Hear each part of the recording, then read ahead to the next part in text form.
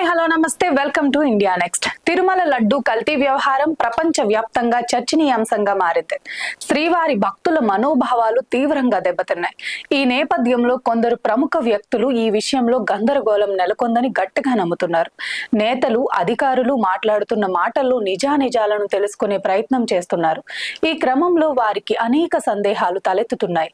ఈ ప్రశ్నలకు ట్విట్టర్ వేదికగా అందరితో పంచుకుంటున్నారు. తాజాగా ఆమ్ ఆద్మీ పార్టీకి చెందిన కీలక నేత పివిఎస్ శర్మ ట్విట్టర్ లో కొన్ని ప్రశ్నలను సంధించారు. టీటీడీ దేవస్థానానికి కొన్ని ప్రశ్నలు అంటూ ట్వీట్ చేశారు.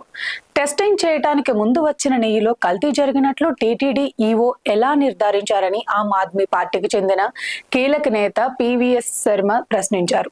ఒకవేళ కల్తీ జరిగినట్లు తెలిస్తే ఆ కల్తీ జరిగిన నెయ్యిని లడ్డూ తయారీకి ఎందుకు వినియోగించారని ప్రశ్నించారు.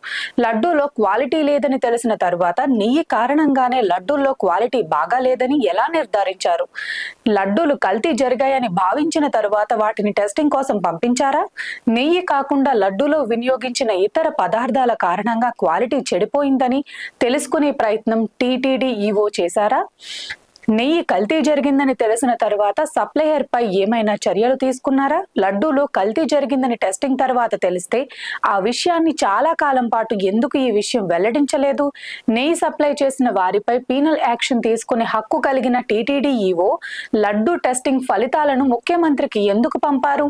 నెయ్యి కల్తీ విషయంలో టీటీడీ ఈవో పలుమార్లు తన వైఖరి ఎందుకు మార్చుకున్నారు? ప్రభుత్వానికి అనుకూలంగా ఉండే వ్యాఖ్యలు చేయాలని ఒత్తిడి ఏమైనా ఈవోపై ఉందా? తదితర సందేహాలను పివిఎస్ శర్మ వ్యక్తం చేశారు.